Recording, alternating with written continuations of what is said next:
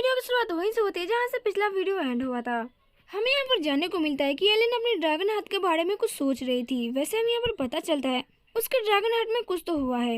वैसे वो सोच रही थी कहीं ऐसा तो नहीं है कि जब वो मैजिकल ब्लू मून की नाइट आई थी और वो टमाटर के ऊपर एनर्जी अपना फेंक रही थी और जैसे टमाटर ब्लू हुआ और उस एनर्जी के वजह से और उसने टमाटर खाई उस एनर्जी वाली, तो ब्लू मून की जो रोशनी थी उसके ऊपर इफेक्ट कर रही थी और इसकी वजह से क्या वो बड़ी तो नहीं हो गई और ऊपर से उसने एक साथ 5 टमाटर को घटक गई थी। इसकी वजह से मेरा ड्रैगन हार्ट जो था उसका ड्रैगन हार्ट वो काफ़ी ज़्यादा चेंज होने लगा और इसी चेंज की वजह से वो इतनी बड़ी हो चुकी। लेकिन वो काफ़ी ज़्यादा सोच में पड़ी थी इस वक्त, क्योंकि वो सोच रही थी क्या ये टेम्पररी है, क्योंकि अभी उसका ड्रैगन हार्ट बिल्कुल भी रिएक्ट नहीं कर रहा, क्योंकि अभी भी उसे लग रहा था कि ये परमानेंट चेंजेस तो नहीं होने वाले। लेकिन कुछ भी हो, अभी उसका जो ड्रैगन हार्ट है अभी काफ़ी ज़्यादा अच्छा है और इस वजह से वो अभी काफ़ी ज़्यादा खुश थी और सेजुन को फ़ोटो को लेकर किस कर रही थी, क्योंकि हाँ अभी उसका जो छोटा सा फार्मर है टाउन का, उसकी वजह से वो आज उसका ड्रैगन हार्ट हील हो चुका है और वो काफ़ी ज़्यादा खुश थी। लेकिन तभी उसे देखने को मिलता है कि सेजुन सारी जो टेस्टी चीज़ें थी, मतलब जैसे कि कॉर्न वगैरह, वो सेजुन खा लिया था और ये गुस्से में आ गई थी क्योंकि सेजुन ने इसको बिना बताए कैसे टेस्टी चीज़ें अकेले खा सकता है, वो भी कॉर्न को उसने तो उसने दिया ही नहीं। और अभी जो चीज़ें खा रहा है वो देखने में बड़ी है लेकिन छोटी छोटी चीज़ें लग रही है, ये है कि कौन सी भला, और ये खा के आ रहा है बिना मुझे बताए। और वो गुस्से में उस दरवाजे से निकलने की कोशिश कर रही थी लेकिन वो कितना ज़्यादा बड़ी हो चुकी थी कि वो दरवाजे से निकल ही नहीं पा रही थी।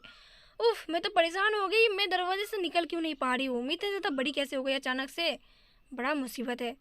जिसके बाद हम देखते हैं इनको दरवाजे से निकलने के लिए काफ़ी ज़्यादा मेहनत करती है, लेकिन दरवाजा इतना ज़्यादा छोटा हो चुका था कि वो निकल ही नहीं पाती है। वो काफ़ी ज़्यादा मेहनत तो कर रही होती है लेकिन उसे काफ़ी ज़्यादा दिक्कत हो रही थी। ऊपर से उस सेजुन को खाना देखो उसके मुंह में लालच आ रहा था, वो सेजुन को कहती है मैं तुम्हें छोड़ूंगी नहीं। जिसके बाद नेक्स्ट सीन में दिखाया जाता है कि अब क्यों जो कि सारे लोग काफ़ी ज़्यादा खुश थे और कौन की खेती की तुड़ाई हो रही थी, यानी कि कौन सा लोग तोड़ रहे थे, पका रहे थे, खा रहे थे और सब लोग मज़े में थे।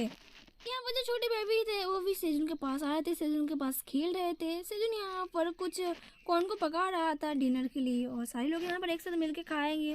जिसके बाद तो चेवी रेबिट को कहता है कि जल्दी से डिनर के लिए तैयारी करो क्योंकि सब लोग एक साथ मिलकर खाएंगे। हमें यहाँ पर देखने को मिलता है कि सेजन कुछ टेस्टी कॉर्न को पका रहा था अच्छे से, जिसको देखने के बाद जो बेबी रेबिट है उसके मुंह में भी पानी आता है, टेस्टी। तभी हमें देखने को मिलता है कि टावर मैनेजर सेजन को एक मैसेज भेजता है कि टावर मैनेजर को भी ये कॉर्न खाना है क्योंकि काफ़ी ज़्यादा टेस्टी लग रहे थे और सेजन ने उसे नहीं दिया, उसे भी टेस्ट करना है कि कैसा लग रहा है। और वो सेजन को एक क्विज देती है कि सेजन को जल्दी से टावर मैनेजर को क्विज सेंड करना पड़ेगा, मतलब कौन सेंड करना पड़ेगा क्योंकि टावर मैनेजर बहुत ज़्यादा भूखा है और वो टावर मैनेजर सेजुन को रिवॉर्ड के तौर पर ग्रेटिट्यूड देगी। वैसे सेजुन उसे बताता है कि टावर मैनेजर को वो देने ही वाला था, क्या टावर मैनेजर थोड़ी देर वेट कर सकती है। टावर मैनेजर से बताती है कि हाँ बिल्कुल वेट कर सकती है, कौन के लिए तो कुछ भी कर सकती है। जिसके बाद हमें देखने को मिलता है कि सारे लोग काम में लग जाते हैं और कुछ कौन को लोग पका दिए थे, जिसके बाद वो लोग बारी बारी से सजा कर रख रहे थे जो कि देखने में काफ़ी टेस्टी और सजावट बहुत अच्छी लग रही थी। जिसके बाद सेजुन कहता है कि इस कॉर्न में मैंने सोचा था कि थोड़ा सा और मसाले डाल के मैं इसको और ज़्यादा टेस्टी बना दूंगा, लेकिन कोई बात नहीं, वो जो पिछला मसाला था वो भी काफ़ी टेस्टी है, मैं इससे ही काम चला लूँगा। वैसे तो उसने कभी सोचा नहीं था कि उसको सूखी पनीर यहाँ पर खाने को मिलेगा, ये बात किसने सोची थी ये उसे बिल्कुल नहीं पता। लेकिन चाहे कुछ भी हो, उसका जो पका हुआ कॉर्न था वो मीठी कॉर्न और भी ज़्यादा स्वादिष्ट हो गई। वैसे तभी वो छोटी सी रैबिट को देखता है, बेबी रेबिट उसके बैग के पास जा रहा था। हमें पता चलता है कि सेजुन बैग से लाल मिर्च का पाउडर निकालता है। वैसे वो हमें बताता है कि उसे लाल मिर्च का पाउडर मिला कहाँ था, क्योंकि थोड़ी देर पहले सेजुन के बैग से उसे हेड के साथ ही पाउडर मिला था। सेजुन ने देखे काफ़ी ज़्यादा हैरान था कि थियो के पास चिली पाउडर कैसे आया, क्योंकि थियो ने तो अभी उसके बारे में कुछ सेजुन को बताया नहीं था। लेकिन वैसे सेजुन अभी को बहुत ज़्यादा खुश है क्योंकि उसे चिली पाउडर मिल गया और इससे उसे बहुत ज़्यादा खुशी मिलती है, क्योंकि सेल के थियो को इस बारे में कुछ भी नहीं पता कि ये चिली पाउडर क्या क्या कर सकती है। जिसके बाद हमें देखने को मिलता है कि सेजुन कॉर्न के ऊपर चिली पाउडर छिड़क के उसे स्वाद लेने के लिए बिल्कुल रेडी था। वो सोच रहा था कि स्वीट कॉर्न के ऊपर अगर स्पाइसी टेस्टी या चिली पाउडर डाल दिया तो ये सबसे वर्ल्ड का बेस्ट टेस्टी चीज़ बन जाएगा। और ये सब जो उसने यूट्यूब में देखा था कुकिंग ट्यूटोरियल के बारे में, आज उसे सब के सब अच्छा लग रहा था, क्योंकि उसे लग रहा था कि हाँ उसके इतने सारे मेहनत और टाइम जो वेस्ट उसने यूट्यूब पर किया था आज जाके वो काम में आया है। जिसके बाद वो थोड़ा कॉर्न एलिन को भी देता है, यानी कि टावर मैनेजर को भी देता है। टावर मैनेजर से बताता है कि टावर मैनेजर इस चीज़ के लिए वो बहुत ज़्यादा खुश है, वो सेजुन को थैंक यू बोलता है। जिसके बाद हमें पता चलता है कि सेजुन बाकी सारे लोगों को भी ये सब टेस्ट करने को देता है। तभी सेजन को देखने को मिलता है जो मदर रेबिट और फादर रेबिट थे वो अपने बेबीज को एक एक दाने को छुड़ा कर खिला रहे थे। सेजन को देख के काफ़ी ज़्यादा हैरानी होती क्योंकि ये लोग दोनों बिना टेस्ट किए बगैर अपने दोनों बच्चों को फीड करा रहे थे। इसलिए सेजन अब बच्चों को फीड कराने के लिए कॉर्न को चम्मच से उसको निकाल देता है, जिसके बाद वो रख देता है एक थाली में। और अब वो मदर रेबिट और फादर रेबिट से कहता है कि उन्हें इतना चिंता करने की ज़रूरत नहीं है क्योंकि ये बेबी रेबिट काफ़ी ज़्यादा बड़े हो चुके हैं और खुद फीड कर सकते हैं। और वो पेरेंट्स रेबिट को बताता है कि अब उनके बारे में उनको चिंता करने की कोई ज़रूरत नहीं है, वो आपस में खा सकते हैं। और वो अपने खाने को एंजॉय करने के लिए कहता है और वो खुद भी खाने के लिए बिल्कुल बेताब था। जिसके बाद हम देखते हैं कि वो आराम से जैसे मुंह के अंदर उस कॉर्न को डालता है उसे काफ़ी ज़्यादा अजीब लगता है और जितना सा उसने बाइट लिया था वो सारे के सारे छिड़क देता है और उसके जितना सारे मुंह के अंदर जो कॉर्न फंसा था वो नीचे गिर जाते हैं, जो कि बिल्कुल एक पॉपकॉर्न की तरह झरने की तरह ऊपर से नीचे बह रहा था, जिसे देख के जो बेबी रेबिट्स है वो काफ़ी ज़्यादा खुश होते हैं और वो उठा उठा के खाने लगते हैं।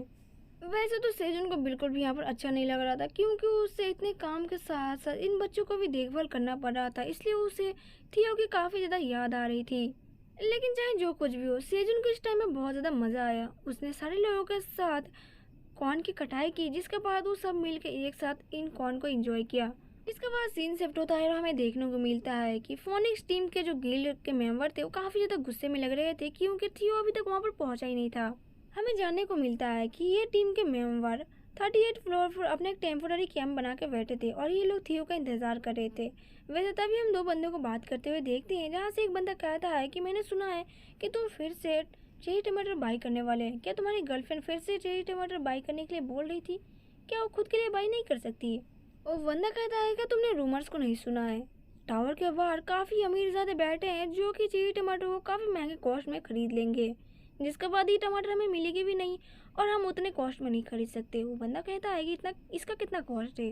वो बताता है कि 500 मिलियन ओवन है और इतना पैसा तो हम लोग नहीं दे सकते, इसलिए मैं थियो का इंतज़ार कर रहा हूँ ताकि वो जल्दी आए और मैं टमाटर को खरीद कर स्टोर कर सकूँ। तभी हम देखते हैं कि वहाँ पर जो एक लड़की रहती है वो टीम लीडर डोंगसिक से कहती है कि हम यहाँ पर क्या करना चाहिए। हमें लगता है कि हमें सारे गिल्ड के मेंबर को ये सूचना देनी चाहिए और हमें जल्दी से टावर के उधर जाना चाहिए ताकि ये सब जो चीज़ें रूमर्स फैल रही है इन्हें रोकने के पहले पहले हमें अपना टमाटर या फिर कुछ जो चीज़ें हम जो चाहते हैं वो हम खरीद सकें। इसके जवाब में टीम लीडर डोंगसिक उसे बताते हैं कि अभी इसके बाद कोई और दूसरा रास्ता नहीं है, इसलिए उन्हें जल्दी से एक्शन लेना पड़ेगा क्योंकि अगर इन लोगों को चेरी टमाटर की नीलामी में भाग लेना पड़ेगा तो उन्हें जल्दी करना पड़ेगा। इसलिए वो सोचते हैं कि कुछ लोगों को अपने पास रखेंगे, बाकी के लोगों को टावर के पास भेजेंगे ताकि कोई गड़बड़ी ना हो। यहाँ पर देखने को मिलता है कि टीम लीडर डोंगसिक जेसिका के साथ कुछ लोगों को भेज देते टावर के ऊपर और वो यहीं पर रुकते हैं। तभी वो देखते हैं कि सुहा भी यही थी। वो पूछते हैं कि उन्हें पता नहीं था कि सुहा इनके साथ रुकेगी। वैसे सुहा उन्हें बताती है कि जेसिका काफ़ी अच्छी है और टीम को अच्छे से संभाल सकती है और उसके वहाँ पर जाने की ज़रूरत नहीं पड़ेगी, इसलिए वो यहाँ पर रह गई है। वैसे तो हमें यहाँ पर जेसिका का मन की बातें भी बताई जाती है। वो सोच रही थी बस कि कैसे भी करके उसे चेरी टमाटर मिल जाए और अपने बॉडी को मेंटेन रखे और वो खूबसूरत दिखे। वैसे टीम लीडर डोंगसिक सुहा से पूछते हैं क्या वो चेरी टमाटर में इतना ज़्यादा इंटरेस्टेड है, उसे भी चेरी टमाटर चाहिए और क्या वो ओकेजन में ज्वाइन करेगी। जेसिका यहाँ पर बोलती है कि उसकी चेरी टमाटर कोई भी ज़रूरत नहीं पड़ेगी, वो चेरी टमाटर के लिए यहाँ पर नहीं रुकी है। वो बताती है वो तो बस ऐसे ही रुकी है क्योंकि वो थियो को चूरू देना चाहती है, इसलिए। टीम लीडर उसकी बातों पर हंसते और कहता है कि हाँ तुम सच कह रही हो, थियो एक्चुअली में बहुत ज़्यादा प्रीटी और बहुत ज़्यादा अच्छा है, इसलिए वो किसी का भी दिल जीत सकता है। जिसके बाद हम देखते हैं थियो को जो कि गाना गाते गाते आ रहा था और वो मन के अंदर सोच रहा था कि जो बेबी रेबिट से वो अपने अंकल के लिए कितना ज़्यादा वेट कर रहे होंगे, अंकल तुम्हारे जल्दी ही आ जाएंगे। हमें पता चलता है कि थियो 16 फ्लोर पर क्रॉस कर चुका है और उसके नीचे खड़ा है। वैसे तो हमेशा जाने के लिए यहाँ पर रेडी होता है, लेकिन उसे पहली बार लग रहा था कि ये जो पेड़ की जो टहनी है वो तो नीली आकाश को छू रही है। उसे हमेशा इसी बात का डर रहता है कि इस जगह पर कोई गड़बड़ ना हो। जिसके बाद हमें देखने को मिलता है कि यहाँ पर बहुत सारे मर्चेंट पड़े थे और बहुत तरीके के जानवर भी थे। जहाँ पर हम देखते हैं कि छोटा सा पपी जो कि आई थिंक कुछ था वो नेक्स्ट बुलाता है। जिसके बाद थियो आता है और वो जो पपी था वो थियो से पूछता है कि उसका एजेंसी और उसका ग्रेड का है।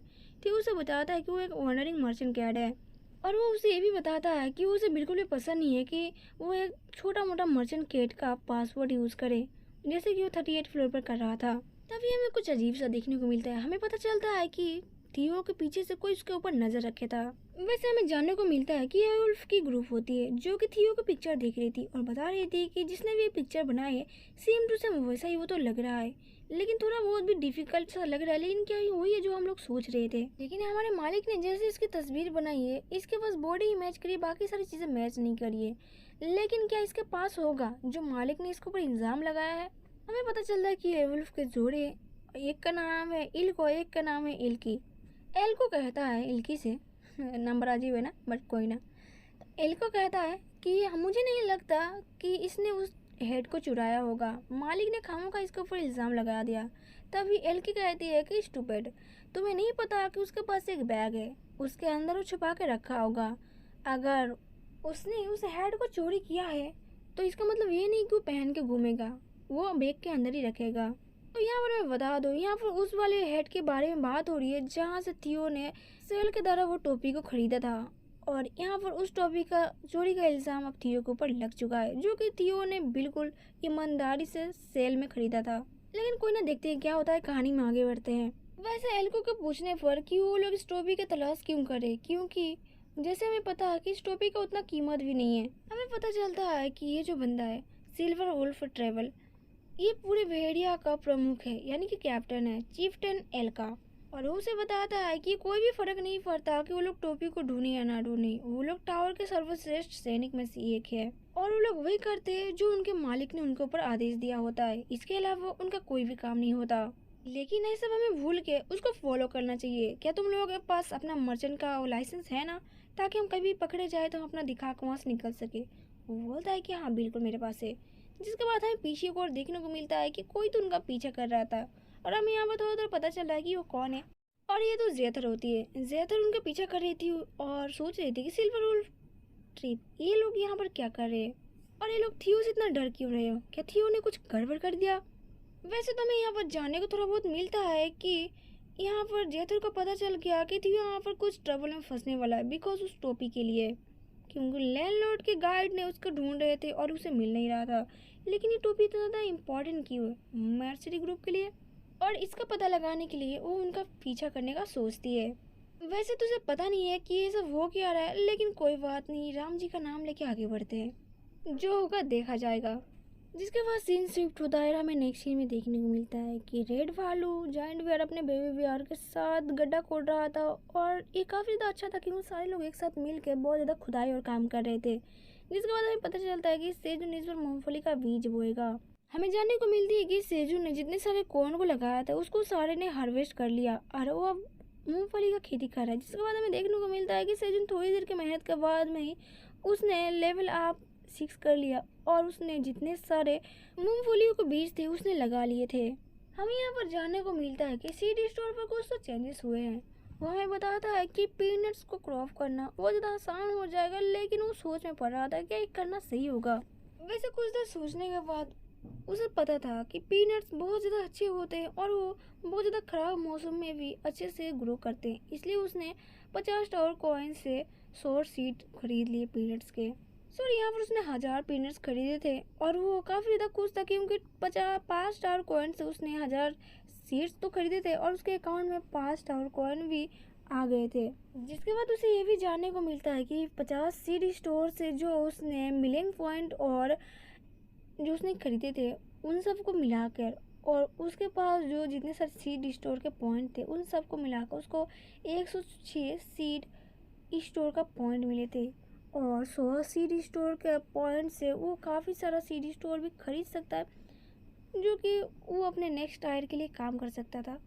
यहाँ पर मैं शॉर्टकट में बता देती हूँ, आई थिंक किसी किसी को समझ में नहीं आया होगा, क्योंकि अगर सेजुन यहाँ पर कुछ सीड खरीदेगा तो उसको पॉइंट मिलते हैं, और उस पॉइंट से वो अगले सीड में जो खरीदेगा उस पॉइंट से उसको कम पॉइंट में सीड मिलेगा। अगर सेजुन यहाँ पर 10 सीड से मतलब 50 टावर कॉइन से अगर उसने 100 सीड खरीदे, तो अगले सीड में अगर 2 महीने के बाद उसको फिर से अगर खरीदने पड़ता है तो उसे और ज़्यादा 2 पॉइंट्स कम देना पड़ेगा, यानी कि अब उसे 48 कॉइन देना पड़ेगा। और इस तरह से करते करते सेजुन के पास अब 106 जो पॉइंट थे वो बच गए थे। अब इसलिए सिस्टम उसे बताता है कि सेजुन का जब टावर बढ़ चुका है तो सेजुन अब जितने चाहे उतनी मर्जी सीट खरीद सकता है, उसमें कोई भी रुकावट नहीं आ सकती। और अब उसे ये भी पता चलता है कि 30 डे में वो 2 बार सीड स्टोर से सीड खरीद सकता है। अब इसी वजह से सेजुन काफ़ी ज़्यादा खुश था, क्योंकि उसे लग रहा था कि वो एक नौसिखिया है और अभी उसका जो 3 सीड स्टोर से आता था सीड खरीदने वाला ऑप्शन, वो अब उसके पास 4 हो चुका है। इसलिए सेजुन अब काफ़ी ज़्यादा खुश लग रहा था। वैसे अब सेजुन सोच रहा था कि अब कौन सी किस्म का और न्यू वैरायटी का सीड खरीदे, क्योंकि जो भुट्टे का सीड है वो तो एक बार ही फसल लगा सकते हो और एक बार में कटने के बाद उसके ऊपर फल नहीं देगा। हमें यहाँ पर यह जानने को मिलता है कि सेजू ने जो कॉर्न की कटाई की थी उसके पत्तों को लेकर उसने पीनट्स के जहाँ जहाँ बीज बोए थे उसके ऊपर रख दिया था, ताकि उसमें आराम से बढ़ती हो सके, यानी कि छांव दे सके और उसके ऊपर कोई भी जंगली जानवर आकर उस पीनट्स को बाहर ना निकाल सके। और दूसरा, सूरज की रोशनी काफ़ी ज़्यादा पड़ रही थी, इससे उसे छांव भी मिलेगी, जिससे सेजू को बार बार पानी देने की कोई ज़रूरत नहीं पड़ेगी। वैसे हम यहाँ पर पता चलता है कि अगली बार सेजुन जब कॉर्न का बीज लगाएगा उसके लिए उसने अपनी पूरी तरीके से तैयारी कर लिया है और इस वजह से उसका लेवल 1 भी बढ़ चुका है। और वो तय करता है कि रात भर पानी में भिगो देगा उस कॉर्न के बीज को और सुबह ले जाकर उसको बो देगा। तभी हमें देखने को मिलता है कि जो सेजुन ने कॉर्न के बीज को निकाल के रखा था, बेबी रेबिट उन्हें आकर खाने की कोशिश कर रहे थे। सेजुन उन्हें देखता है और उन्हें मना करता है कि ये खाने के लिए नहीं है, ये कल के लिए काम करने के लिए, ताकि ये बीज हम लोग मिट्टी में बोएंगे, इससे और ज़्यादा कॉर्न होंगे। हमें पता चलता है कि वो जो बेबी रेबिट्स थे ये बात सुनकर काफ़ी ज़्यादा निराश हो जाते हैं। सीजन के बाद पता चलती है कि कल सारे लोग बहुत ज़्यादा बिजी थे, यहाँ तक कि केव के अंदर कोई भी रेबिट्स नहीं थे जो कि इनके साथ खेल सके, इसलिए बेबी रेबिट काफ़ी ज़्यादा बोर हो चुके थे। इसलिए अब सेजुन के पास एक अच्छा सा आइडिया होता है, वो सारे बेबी रेबिट को अपने पास बुलाता है और उनको एक स्कूल बॉय वाला मतलब बैग दे देता है, छोटा छोटा सा, और उन्हीं बैग में वो गाजर का छोटा छोटा टुकड़ा रख देता है और सबको बताता है कि तुम लोगों को अब कड़ी मेहनत करनी पड़ेगी और जो बड़े खरगोश यानी कि जो बड़े रेबिट्स काम कर रहे हैं उनको जाकर सप्लाई करना पड़ेगा छोटे छोटे टुकड़े को, गाजर का टुकड़े को, ताकि उन लोगों का डिहाइड्रेशन ना हो और वो लोग काम में भी ज़्यादा मेहनत करें और खा सके। लेकिन हमें देखने को मिलता है कि क्यूट रॉबिट बहुत ज़्यादा क्यूट थे और खुद खा जाते, इसलिए सेजुन कहता है खुद नहीं खाना है, इनको ले जाके तुम्हें बड़े रेबिट्स को देना है। इसलिए वो कहता है कि फिर से उन्हें बुलाकर बहुत सारी वो देता है गाजर का टुकड़ा, जिसके बाद हमें देखने को मिलता है कि बेबी रेबिट्स जाके बड़े रेबिट्स को गाजर का जो सप्लाई थे वो सप्लाई कर रहे थे और बड़े रेबिट्स भी काफ़ी ज़्यादा खुश लग रहे थे इनके छोटे छोटे नन्हे मुन्ने हाथों से गाजर को लेकर। वैसे तो सोच रहा था कि जैसे ही थियो आएगा वो थियो से कुछ छोटे छोटे कपड़े मंगाएगा और बेबी रेबिट्स के लिए उनको पहना देगा, वो कितने ज़्यादा क्यूट लगेंगे देखने में। लेकिन अभी अफसोस की बात ये थी कि अब सेजुन उनका पिक्चर भी नहीं ले सकता। जिसके बाद सीन शिफ्ट होता है, हमें देखने को मिलता है कि ऑक्स 3 यहाँ पर आ चुका था। वो वैसे ढूंढ रहा था कि वो अगली बार इधर कौन से साइड में आया था जब उसके सींग में वो छोटा सा गाजर का टुकड़ा लग गया था और उसके पास जो घास था वो किधर से लगा था। इसकी मेमोरी ऐसा लग रहा था कि लॉस हो चुकी है, क्योंकि ब्लू मून की नाइट में जो ब्लू मून की लाइट पड़ी थी इसके ऊपर, इसकी वजह से वो थोड़ा बहुत सोच नहीं पा रहा था। वैसे तो अपने दिमाग में बहुत ज़्यादा जोर लगा रहा था कि उसे वो घास मिली कहाँ पर थी और उसका कैप्टन उसे ढूंढने के लिए क्यों बोल रहा था, ये फालतू का काम उसे करना नहीं था। लेकिन वो अपने दिमाग में बहुत ज़्यादा जोर लगा रहा था, लेकिन उसे याद कुछ नहीं आ रहा था। हमें यहाँ पर ऑक्स 3 का पास्ट का सीन दिखाया जाता है, जहाँ पर कैप्टन उसे पूछ रहे थे कि उसे रूट कहाँ से मिला। वैसे तो उसे कुछ भी याद नहीं आ रहा था, लेकिन वो बता रहा था कि बॉर्डर के आसपास ही जब कहीं पर गया था तब जाके कहीं से लग गया होगा। कैप्टन उसे बोलता है कि वो अपने एरिया के बाहर क्यों गया था, लेकिन यहाँ पर ऑक्स 3 बोलता है कि शायद ब्लू मून की नाइट की वजह से उसकी दिमागी संतुलन हिल गया होगा, इसलिए इधर उधर कहीं पर भी चला गया था। वैसे उसके रियल बात उसे बिल्कुल नहीं पता, क्योंकि उसे याद नहीं आ रहा है। इसलिए कैप्टन कहता है कि कौन सी प्रजाति का घास है जो कि उसने पहले कभी नहीं देखा था, इसलिए उसे टेस्ट करने का सोचता है। लेकिन जैसे ही उस घास को टेस्ट करता है उसे एक अजीब सा महसूस होता है। वो जितने उसे चबाते जाता है उसे एक अलग सा ऊर्जा और टेस्ट महसूस होता है। उसकी जो मांसपेशी थी वो काफ़ी ज़्यादा बढ़ जाती है और उसका 6 पैक निकल जाता है, इसलिए वो काफ़ी ज़्यादा गुस्से में, इसलिए वो थोड़ा सा जल्दबाजी में और ऑक्स 3 को पकड़ के कहता है कि तुम्हें कहीं का जहाँ कहीं पर भी ये वाला घास तुम्हें मिला है उस जगह को ढूंढो और जल्दी से उस जगह को ढूंढ के निकालो। मुझे किसी भी कीमत पर ये वाली घास और ये वाली फ्रूट मुझे चाहिए, क्योंकि इससे ऊर्जा बहुत ज़्यादा जल्दी से बढ़ रही है। वो ऑक्स 3 को पकड़ कर कहता है कि अब हमारे जो ऑक्स की जो प्रजाति है वो काफ़ी ज़्यादा खतरे में है, इसलिए तुम्हें जल्दी से एक्शन लेना पड़ेगा और उस जगह को ढूंढ कर निकालना पड़ेगा। अब हमारी फ्यूचर तुम्हारे हाथों में ऑक्स 3। अब ऑक्स 3 बेचारा सोच रहा था मैं किस दुविधा में फंस गया हूँ, मुझे तो समझ में ही नहीं आ रहा। वैसे तो बेचारा काफ़ी ज़्यादा दुविधा में था और सोच रहा था कि अगर उसने गलती से भी इन जगह को नहीं ढूंढ पाया तो कैप्टन उसी मसल से उसे बहुत ज़्यादा पीटेंगे। Back to the present scene. ऑक्सरी उसी जगह पर आ चुका था, बॉर्डर के उस किनारे जहाँ से उसे रेड फ्रूट मिला था। वैसे वो चारों ओर देख रहा था कि इस जगह पर कोई उसका मालिक तो नहीं है। अगर रेड फ्रूट उसे मिल गया और अगर यहाँ पर बड़ी सी लड़ाई हो गई तो क्या वो लड़ाई कर पाएगा या फिर रेड फ्रूट यहाँ से लेके जा पाएगा या नहीं। तभी उसके नाक में एक मीठी सी खुशबू आती है। वो उस खुशबू को पीछा करते हुए जब जाता है, उसे देखने को मिलता है कि बहुत सारी हरी हरी घास उसे देखने को मिल रही है। वो काफ़ी ज़्यादा खुश हो जाता है और कहता है कि इतने मीठे और टेस्टी घास उसने कभी नहीं देखा है। वो इस घास को देख के इतना ज़्यादा खुश था कि उसे लेकर चबाने लगता है। जब वो 2-3 पत्तियां खाता है, उसे काफ़ी ज़्यादा टेस्टी लग रहा था और वो दीवाना ही हो जाता है इस घास का। वो फटाफट से सब घासों को उठा लेता है और सोच रहा था कि क्या कैप्टन इस बात से खुश होंगे कि मैं इतना टेस्टी घास उनके लिए लेके जा रहा हूँ। क्या होंगे, खैर छोड़ो, मैं सारे के सारे को उठा लेता हूँ और सब लेके जाऊँगा। ये तो काफ़ी ज़्यादा टेस्टी लग रही है मुझे। वैसे तो उसे पता नहीं था कि किस तरीके का घास था, लेकिन वो सब कुछ चुरा के लेके भाग जाता है। इससे पहले कोई देखे यहाँ से कल्टी मार लो। नेक्स्ट सीन में हमें देखने को मिलता है कि रेड जाइंट वियर को कुछ ना कुछ अजीब सा लग रहा था।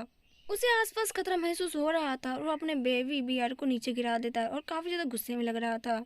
हमें देखने को मिलता है कि एलियन यानी कि हमारा जो ब्लैक ड्रैगन है वो काफ़ी ज़्यादा इंजॉय कर रही थी अपने बाथटब में, क्योंकि पिछली बार वो काफ़ी ज़्यादा छोटी थी और इस जगह बहुत ज़्यादा बड़ा था तो आराम से बाथटब नहीं ले पा रही थी क्योंकि वो डूब जाती थी। लेकिन अब जो एडल्ट हो गई है और काफ़ी ज़्यादा बड़ी हो गई तो इसका वो सही तरीके से यूज़ कर सकती है। तभी हमें देखने को मिलता है कि ब्लैक ड्रैगन को जाइंट वियर का मैसेज आता है। वैसे वो गुस्सा करती है कि अभी इसका टाइम पर कौन कॉल करता है, क्योंकि वो आराम कर रही थी और वो अपने आराम के टाइम पर कोई भी काम नहीं करने वाली। तभी उसे जाइंट वियर की ओर से कुछ अजीब सी बातें जानने को मिलती है जिसे सुनकर वो काफ़ी ज़्यादा घबरा जाती है। वैसे तो ये बात हमें पता नहीं चलती, लेकिन हाँ वो काफ़ी ज़्यादा घबराई हुई थी। नेक्स्ट में हमें देखने को मिलता है कि सेजन घोड़े बेच के सो रहा था। तभी उसकी आंखें खोलते हुए देखता है कि टावर मैनेजर का उसका मैसेज आया है। जब उसकी आंखें खुलता है तब वो देखता है कि टावर मैनेजर ने वहाँ पर लिखा हुआ था कि किमसन जाइंट वीआर को लग रहा है कि आसपास गुफा के कोई ना कोई एक मॉन्स्टर आ चुका है जो कि बाद में तकलीफ देगा। ये सुनकर सेजन भी थोड़ा सा घबरा जाता है कि अब गुफा के आसपास कौन सा मॉन्स्टर आ पड़ा है।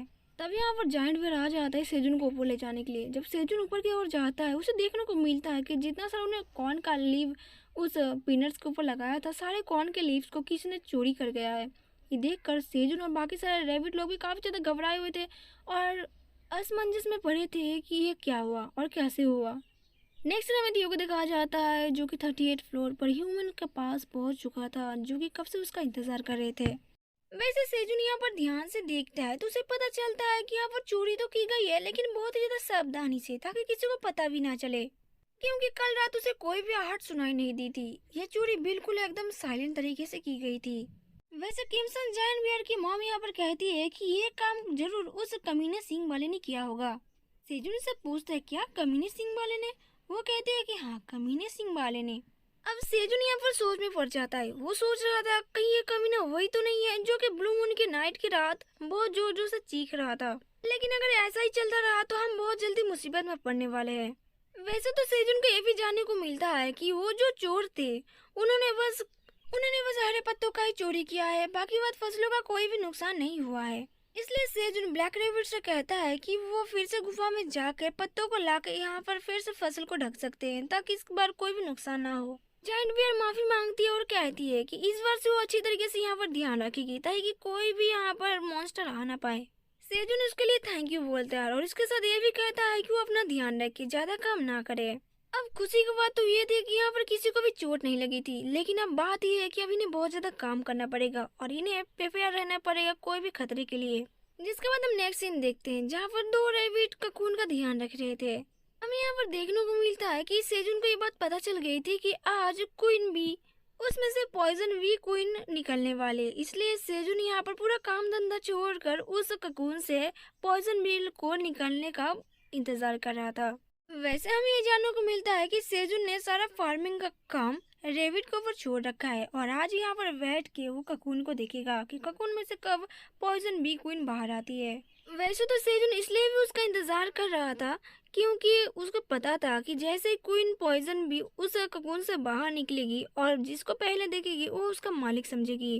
वैसे तो इस सेकेंड पॉइजन क्वीन हनी भी होगी जो कि गुफा के बाहर पैदा होने वाली है, जिसके बाद अब केव को अच्छे तरीके से प्रोटेक्शन मिल जाएगा। वैसे तो हमें देखने को मिलता है कि सेजू ने अनियन लीव का छज्जा बनाया होता है और एक अच्छे से टीयर टेबल भी बनाया होता है। उसी के ऊपर वो लेटा होता है, जूस पी रहा होता है और यहाँ पर कैरेट भी खा रहा था। वैसे वो यहाँ पर सोच रहा था आज पहली बार उसने एक दिन की छुट्टी लिया और इस छुट्टी में उसे इतना नींद क्यों आ रही है। वैसे तो उसे काफी ज्यादा नींद आ रही थी, लेकिन उसने अपने दोनों हाथों में फूल रखा था। एक में था टमाटो का फूल और दूसरे ओर था स्वीट पोटैटो का फूल। उसे लग रहा था कि अगर जब क्वीन हनी भी पैदा होगी और पहली बार उसे देखेगा और फूल देगा तो ये दोनों आपस में काफी ज्यादा क्लोज आ जाएंगे पहले ही दिन। लेकिन सेजुन को इतना ज्यादा नींद आती है कि वो वहीं पर बेचारा सो जाता है, जिसके बाद हमें देखने को मिलता है कि वो ककून हिलने लगता है। उसमें से कुछ हलचल हो रही थी और वो ककून जोर जोर से चमकने लगता है, जिसके बाद हमें देखने को मिलता है उसमें से एक बहुत सी प्यारी और क्यूट सी पॉइजन बी क्वीन बाहर निकलती है। वैसे तो second generation poison bee queen थी, लेकिन ये काफ़ी ज़्यादा छोटी थी, लेकिन वो बहुत ज़्यादा क्यूट थी और वो उड़ने की कोशिश कर रही थी, लेकिन वो उड़ नहीं पा रही थी। अपने पंखों को हिलाते हिलाते उड़ने की कोशिश कर रही थी, लेकिन वो जाके सेजुन के ऊपर गिर जाती है। अब जैसे ही उसकी नज़र सेजुन की ओर जाती है वो सेजुन को देखती ही रह जाती है। सिस्टम उसे बताता है कि पॉइजन बी जिसको भी पहले देखेगी ये उसका ओनर है। और यहाँ पर हमें देखने से भी पता चलता है कि पॉइजन बी ने सेजुन को अपना ओनर मान भी लिया था और उसको उसका हाथों में जो फूल था वो भी उसने कबूल कर लिया था। इसके बाद हमें जानने को मिलता है कि यहाँ पर बड़ी वाली क्वीन भी आ जाती है और यहाँ पर आके पॉइजन बी को बहुत कुछ समझाती है, जिसके बाद पॉइजन बी भी समझ जाती है और आपस में बात करने लगते हैं। आई थिंक क्वीन बी ने उसे ये समझाया होगा कि सेजुन उनका ओनर है और सेजुन के साथ इसको कोई भी मिसबिहेव नहीं करना है। हमें जानने को मिलता है कि पॉइजन बी भी ये बात मान जाती है और वो सेजुन के गालों पर जाके किसी देती है, जिसके बाद वो उड़ के चली जाती है। तभी सेजुन की नींद खुलती है। उसे देखने को मिलता है कि सिस्टम उसे कुछ बता रहा था। वैसे सिस्टम उसे यहाँ पर ये बता रहा था कि तुम्हारा जो काम था वहाँ पर सक्सेसफुल हो चुका है और पॉइजन बी जो थी यानी कि क्वीन बिन का जो ककून था वो ककून से पॉइजन भी बाहर निकल चुकी थी और उसका लेवल अप 2 हो चुका है और साथ ही साथ सेजुन का भी लेवल अप हो चुका है। यहाँ पर सेजुन को जब ये बात जानने को मिलती है वो चारों तरफ अपना मुंडी घुमाने लगता है और पॉइजन बी क्वीन को ढूंढने लगता है कि कहाँ है और किधर गई। जिसके बाद सीन शिफ्ट होता है और हमें देखने को मिलता है कि ऑक्स 3 कैप्टन के पास आ चुका था और वो अपने हाथों में लिए हुए थोड़ी सी घास को दिखाता है। कैप्टन जब घास को देखता है तो उसे पूछता है क्या वो वही घास है जो कि उनकी सीमा के बाहर पाई गई है। ऑक्स 3 उसे बताते कि हाँ वही घास है जो कि हमारे सीमा के आसपास हमें पाई गई है। कैप्टन उस घास को हाथों में लेता है और उसे हैरानी से देखने लगता है। उसने इस घास को पहली बार देखा था, इससे पहले उसने कभी नहीं देखा था। दूसरे घासों के मुकाबले बिल्कुल अलग तरीके का था। ऑक्स 3 उसे माफी मांगता है और कहता है कि आप जैसा सोच रहे कि पहले के मुताबिक घास नहीं है तो मैं इससे कुछ नहीं कर सकता। यहाँ पर कैप्टन भी हार मान जाता है और कहता है कि हम कर ही क्या सकते हैं, क्योंकि जो मिंटो प्रजाति है वो बहुत ज़्यादा घास खाते हैं, उनको खाने के लिए बहुत ज़्यादा खाना चाहिए। लेकिन इसका स्मेल बहुत ज़्यादा स्वीट सा आ रहा था, इसलिए कैप्टन यहाँ पर तय करता है कि उन्हें इस घास को एक बार चख के देखा जाए कि इसका टेस्ट कैसा आ रहा है। लेकिन हैरानी की बात तो ये थी कि कैप्टन जैसे ही उस घास को अपने मुंह में लगाता है वो बहुत ज़्यादा टेस्टी था और उसके अंदर इतनी ज़्यादा एनर्जी थी कि कैप्टन उसे संभाल नहीं पा रहा था। कैप्टन तुरंत ही ऑक्स 3 को पकड़ के कहता है कि बताओ ऑक्स 3 ये घास तुम्हें कहाँ से मिली। तुम्हें पता है अगर किसी वजह से ये घास हमें मिल जाती है और हम अपनी जमीन पर ये घास हमने लगा दिया तो हमारी पूरी मिंटो प्रजाति घास खा के उनकी पूरी मांसपेशियां बढ़ जाएगी और काफी ज्यादा हमारा लैंड हरा भरा हो जाएगा। हमें कभी घास की जरूरत ही नहीं पड़ेगी। जल्दी बताओ ये तुम्हें मिला कहाँ से। ऑक्स 3 बेचारा काफी घबरा जाता है कि ऐसे कैप्टन क्यों कर रहे हैं। वैसे तो कैप्टन की नजर बहुत दूर तक जाती है फॉरेस्ट की। वो कहते हैं कि फॉरेस्ट की तरफ ऐसा क्या चल रहा है कि वहाँ पर ऐसी घास उग रही है। तो वो ऐसा इसलिए हो रहा है क्योंकि वहाँ पर 99 फ्लोर है। वैसे कैप्टन काफी सोच में पड़ा था कि यहाँ पर 99 फ्लोर पर ऐसे कौन से चेंजेस आ रहे हैं कि इतने सुंदर और इतने मीठे घास पैदा हो रहे। अगर मैं वहाँ पर जा पाता तो वहाँ पर मैं जरूर जाता और वहाँ पर कुछ फैसले जरूर लेता, लेकिन मैं बिना सोचे समझे वहाँ पर नहीं जा सकता। ये खतरे से खाली नहीं हो सकता। लेकिन किसको पता है कि वहाँ पर कितनी सारी घास है ऐसी, क्योंकि मेरे पास अभी लिमिटेड टाइम है और मुझे उस बिंदु से अभी दूर ही रहना पड़ेगा। तभी वहाँ पर ऑक्स 3 को बुलाता है और कहता है कि जाओ और जाके उस घास को ढूंढो कि वो तुम्हें मिला कहाँ पर और उसका एग्जैक्ट जगह ढूंढ के लाना। अगर इस तरह के घास तुम्हें वहाँ पर मिला है तो इसका मतलब ये हुआ कि वहाँ पर आसपास इसके लिए और भी ज्यादा घास वहाँ पर होंगे। तुम जाओ और वहाँ पर जाके देखो और अगर किसी ने जानबूझकर इस तरीके से घास वहाँ पर उगाई है तो उसका भी पता करके यहाँ पर लाओ। तभी हमें देखने को मिलता है कि वो अक्सर ही कैप्टन को रोकता है और कहता है कि जाने से पहले क्या कैप्टन मैं एक छोटा सा नैप ले सकता हूँ, क्योंकि यहाँ पर मैं खा चुका हूँ और खाने के बाद मुझे बहुत ज़्यादा नींद आती है और वैसे भी काफ़ी टाइम हो गया, मैं सोया नहीं अभी तक। तो हम देखते हैं कैप्टन अपना हथियार उठा लेते हैं और कहता है कि जाता है कि यहीं पर टुकड़े कर दूँ। वो बेचारा दौड़ के भागता है और कहता है अजीब मुसीबत है, सोने भी नहीं देते मेरे को। जिसके बाद नेक्स्ट सीन में थियो को दिखाया जाता है जो कि ह्यूमंस के पास पहुंच चुका था। वो लोग जैसे ही थियो को यहाँ पर देखते हैं वो लोग दौड़ते भागते थियो के पास आते हैं और कहते हैं कि थियो कितना लेट क्यों हो गए यहाँ पर आने के लिए। थियो उनसे माफी मांगता है और कहता है कि आज जो वो टमाटर बेचने वाले हैं वो कुछ स्पेशल होने वाला है। लीडर किमसन उसको कहता है कि ये मैजिक टमाटर ऑलरेडी इतना स्पेशल है, अब इससे ज्यादा क्या स्पेशल होने वाला है। ये उसे बताता है कि नहीं ऐसी बात नहीं है, ये तो स्पेशल था ही, लेकिन अब ये और भी ज्यादा स्पेशल हो चुका है क्योंकि इसका जो लेवल है वो डी हो चुका है। ये चेरी टमाटर लेवल अप करके डी ग्रेड में आ चुका है और इसका जो स्टोरेज टाइम है वो 60 डे बढ़ चुका है। जो सुन के सारे लोग काफी ज्यादा हक्के बक्के रह जाते हैं और कहते हैं कि सच में।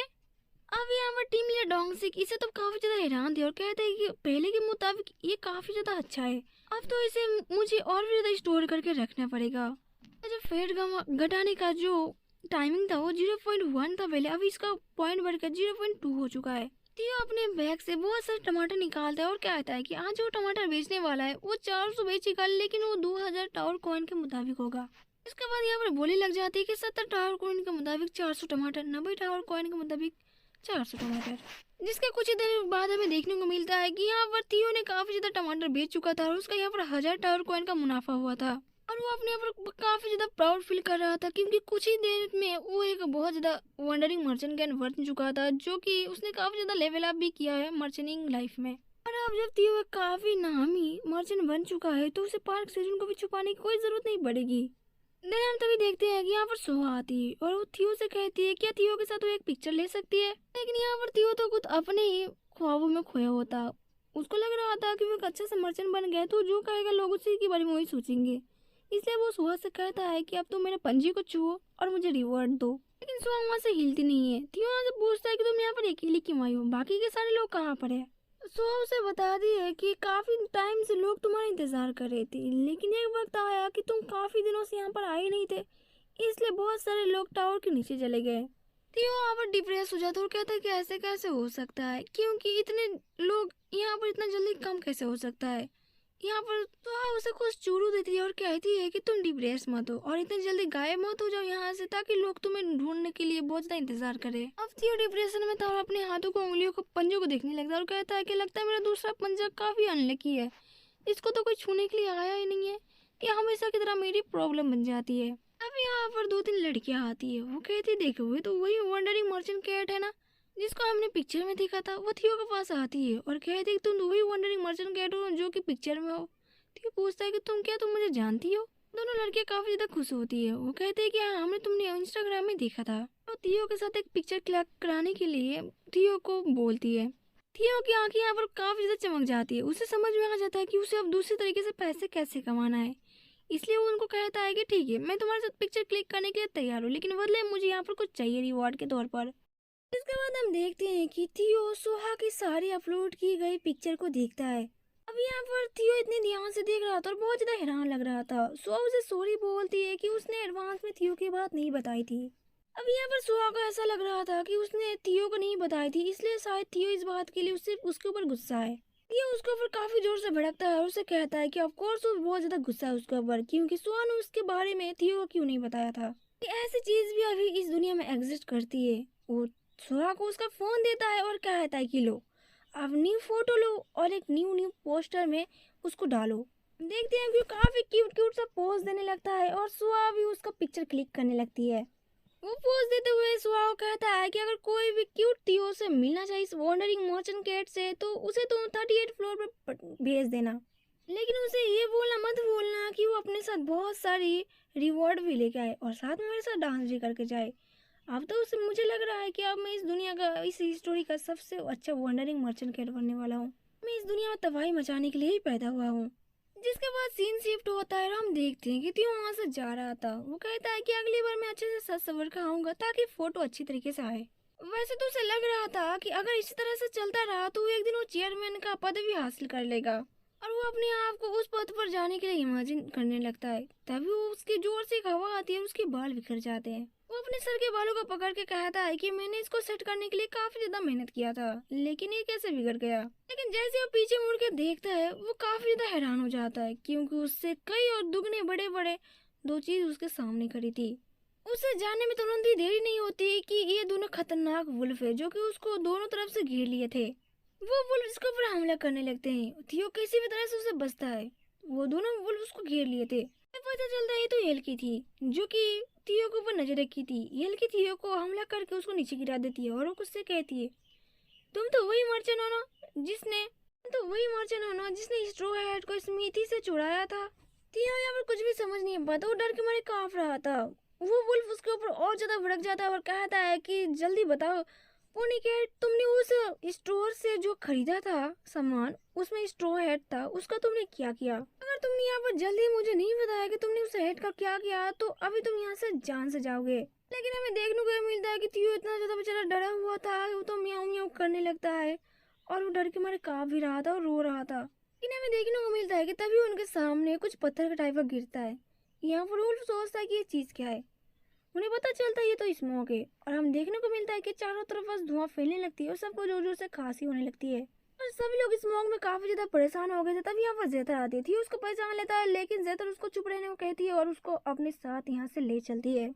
कैप्टन एल्का उनको कहता है कि जाओ, मेरा मुंह क्या देख रहे हो, उसको फॉलो करो। वो दोनों यहाँ से भाग रहे हैं, लेकिन उसे देखने को मिलता है कि उसके दोनों सिपाही यहाँ पर नीचे पड़े थे और इसी वजह से उनका मिशन यहीं पर फेल हो जाता है। हमें यहाँ पर देखने को मिलता है कि जेथर और थियो यहाँ पर काफी दूर उनसे निकल गए थे और ये लोग यहाँ पर अब बहुत दूर आ चुके थे जो कि उन्हें चेज नहीं कर सकते। थियो उसे थैंक यू बोलता है क्योंकि वो आज मरते मरते बचा। लेकिन जेथर उसे बताती है कि इसका रिटर्न था क्योंकि थियो ने भी उसका एक टाइम पर जान बचाया था, तो हिस्सा बराबर हुआ। लेकिन यहाँ पर थियो तो काफी ज्यादा खुश था और उसको थैंक यू कहता है और कहता है कि इसके बदले वो उसे काफी अच्छा चीज देना चाहेगा। अगर वो कार्लेट फिश खाना चाहे तो उसे जरूर बताए। लेकिन जेथर इस मौके का फायदा उठाना चाहती थी, इसलिए वो थियो से पूछती है क्या थियो के साथ वो चल सकती है जहाँ पर थियो जा रहा है, क्योंकि उसे मर्चेंट के बारे में और भी कुछ थियो से सीखना है। अब इतनी सी बात के लिए थियो क्या ही मना करेगा, इसलिए वो उसके साथ ले जाने के लिए तैयार हो जाता है। अब जेथर उसे बताती है कि वो उसे जल्दी और सही रास्ते पर ले जाएगी, इसलिए थियो को उसके साथ चलना चाहिए। वैसे थियो उसे कहता है कि हाँ ठीक है जल्दी चलो, वैसे मुझे मिड लेवल मर्चेंट का अप्लाई करना है। ये बात सुन के जेथर कहती है कि क्या मिड लेवल मर्चेंट, लेकिन कुछ ही महीने पहले तो तुम लो लेवल मर्चेंट थे, लेकिन इतना जल्दी मिड लेवल मर्चेंट कैसे बन गए। अब वो बोल तो देती है हड़बड़ाहट में, लेकिन थियो उसे पूछने लगता है लेकिन ये बात तुम्हें पता कैसे चली कि मैं अभी मिड लेवल मर्चेंट का जो अप्लाई करने वाला हूँ, कुछ दिन पहले ही मैंने बस मर्चेंट का बिजनेस स्टार्ट किया था। अब जेथर अपने मुंह में हाथ पकड़ लेती है कि अब तो मैं पकड़ी गई, लगता है कि अब मैं पकड़ी जाऊंगी। अब इसे पता चल जाएगा कि मैं एक कॉफ एजेंसी से आई हूँ।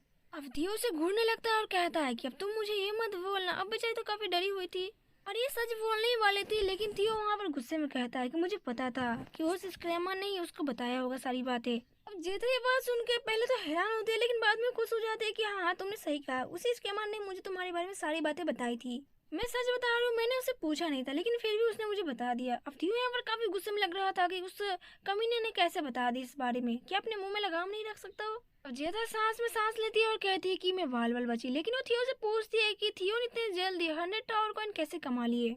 एक वंडरिंग मर्चेंट कैट जो कि अभी वो वंडरिंग मर्चेंट कैट बनी है, इतने जल्दी इतने पैसे और इतने टावर कॉइन अफोर्ड नहीं कर सकती। क्या वो जान सकती है कि वो स्पेशल आइटम क्या है जो सेल कर रहा है। और वो दूसरी ओर थियो की और काफी ज्यादा सबके निगाहों से देख रही होती, मन के अंदर सोच रही है कि इम्पॉसिबल है कि इतने ज्यादा पैसे वो किसी स्पेशल आइटम के बगैर नहीं कमा सकता। तो इसका मतलब ये बात सच है कि ये जरूर कुछ न कुछ छुपा रहा है मुझसे। अब किसी को नहीं पता कि ये लोग ऐसी कौन सी चीजें बेच रहे हैं जो कि इतना ज्यादा मुनाफा अर्न कर रहे हैं। अगर ये बात सच हुई कि थियो भी उन लोगों के जैसे कुछ गलत चीजें गलत आइटम बेच रहा है, तो मुझे ना चाहते हुए भी थियो को भी अरेस्ट करना पड़ेगा यहीं पर। तभी थियो उसे बताता है कि वो तो चेरी टमाटर बेचता है। पहले तो उसे हैरानी होती है, लेकिन फिर से वो थियो से पूछती है क्या तुम उस चीज के बारे में बात कर रहे हो जो कि रेड कलर का दिखती है और राउंड राउंड होता है, वो वाला चेरी टमाटर। थियो कहता है कि हाँ वही वाला। थियो अपने बैग के अंदर हाथ डालता है, वो कहता है कि मेरे पास एक भी चेरी टमाटर नहीं है, वरना मैं तुम्हें दिखा देता कि वो दिखता कैसा है। चलो कोई ना, अगली बार मैं जब आऊंगा तब तुम्हारे लिए मैं लेके आऊंगा, लेकिन अभी चलो, अभी हमारे पास ज्यादा टाइम नहीं है, हमें यहाँ से चलना चाहिए। इधर जेथर काफी ज्यादा परेशान थी कि इसने बस चेरी टमाटर से 100 टावर कॉइन कमा लिया, ये कैसे हो सकता है। दुनिया में चल क्या रहा है। जिसके बाद हम प्रेसिडेंट को देखते हैं जो कि डी ग्रेड चेरी टमाटर को हाथ में लिए देख रहा था। वो उसे खाता है और सोच रहा था कि यह सच बात है कि ये 20 ग्राम चेरी टमाटर से फैट कम हो जाएगा। अगर ये डी ग्रेड का चेरी टमाटर हो इसका मतलब ई ग्रेड से बढ़कर कुछ अनोखा सा काम करेगा। इसका टेस्ट भी पहले के मुकाबले ज्यादा अच्छा है। इसके बाद वो जेनी से पूछता है कि जो मैजिकल चेरी टमाटर वो लोग अर्थ में उगाने की कोशिश कर रहे हैं उसका क्या हाल है।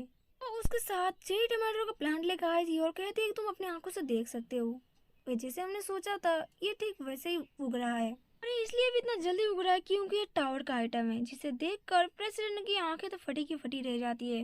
अब यहाँ प्रेसिडेंट पूछता है उससे कि यहाँ पर जो टावर का आइटम लगाया था उसका क्या हाल है, क्या उग रहा है। यहाँ पर जेनी कहती है कि मैं यहाँ के सीईओ हूँ।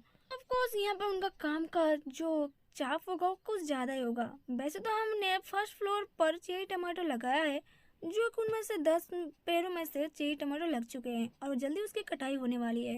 अब इस बात से चेयरमैन बहुत ज़्यादा खुश हो जाता है और वो जेनी के सवाल देते हुए कहता है कि तुम लोगों ने बहुत ज़्यादा हार्ड वर्क किया है। जेनी कहती है कि थैंक यू, ये तो बस हमारा काम था जो कि हमने बहुत जल्दी निपटा लिया इसको। अब वो बताती है कि उनके काम इतने जल्दी हो रहे हैं कि 50% मुनाफा तो कंफर्म है। चेयरमैन इससे खुश होता है क्योंकि जैसा वो चाह रहा था वैसे ही हो रहा है। वैसे तो यहाँ पर जेनू से बताती है कि जो टावर के अंदर है उसे प्रोटेक्ट कैसे करे, उस प्रोजेक्ट के लिए काफी मुनाफा भी चाहिए। चेयरमैन से बताता है कि वो मुनाफा उन लोगों ने पहले ही दे दिया था, यानी कि जो बजट वहाँ पर लगता है टावर फार्मिंग के लिए वो बजट उन लोगों ने पहले ही दे दिया, तो ज्यादा चिंता करने की कोई जरूरत नहीं पड़ेगी। और उसने कुछ लोगों को हायर भी कर लिया है जो कि कुछ मॉन्स्टर को मारेंगे और कुछ टावर में फार्मिंग करने के लिए रहेंगे। और मेरा टावर फार्मिंग का जो बिजनेस है फाइनली वो चल पड़ा है। अब मैं इससे काफी ज्यादा पैसा कमाऊंगा और इस बात से प्रेसिडेंट काफी ज्यादा खुश लग रहा था।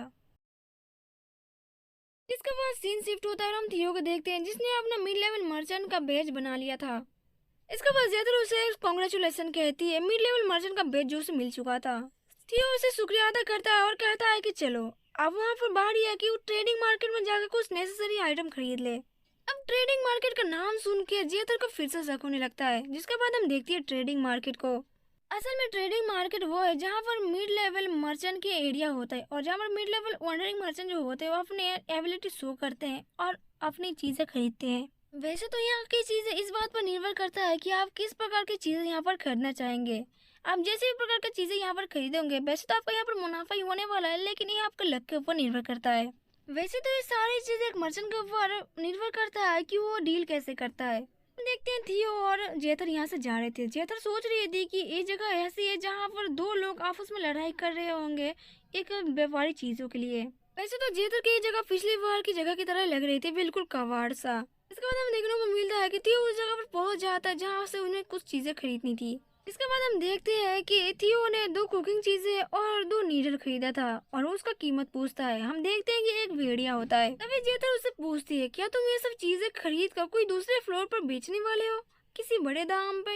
यहाँ पर थियो फिर से उसे बताता है कि मैंने तुम्हें पहले ही बता दिया था कि मैं बस चेरी टमाटो बेचता हूँ, ये सब चीजें मैं नहीं बेचता। अब यहाँ पर जेतर अपना सर पकड़ लेती है और कहती है कि मैं इसका स्किल कब देख पाऊंगी। मुझे नहीं लगता कि ये सब चीजें यहाँ पर फिर से होने वाला है क्योंकि तो बार बार चेरी टमाटर का ही नाम ले रहा है। जिसके बाद वो लकड़ वगैरह थियो को कहता है कि वो 2.4 टावर कॉइन में इन सब चीजों को दे देगा।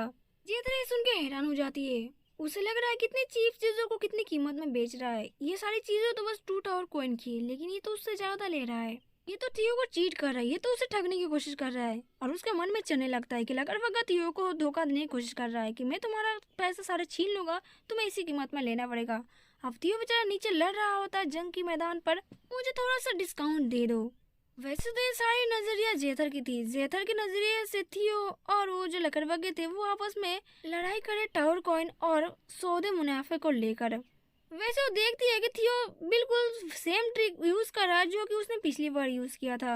लकड़बग्गा काइंडली उसे कहता है कि मिस्टर मैं तुम्हें ऑलरेडी बहुत ज्यादा छूट दे चुका हूँ, अब इसी प्राइस में तुम्हें खरीदना पड़ेगा। लेकिन जेथर सोचती है कि पिछली बार के मुकाबले ये चीजें थोड़ी अच्छी है, पिछली बार तो सारे कबाड़ था।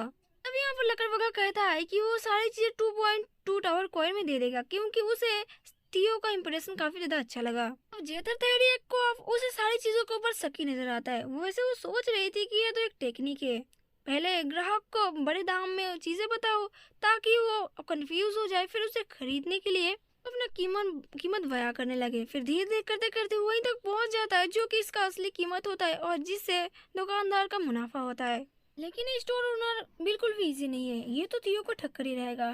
थियो लकड़बग्गा के सामने हाथ पीट पीट कर कहने लगता है कि उसे और ज्यादा डिस्काउंट चाहिए। ये देखकर वो लकड़बग्गा जो था वो हैरान हो जाता है।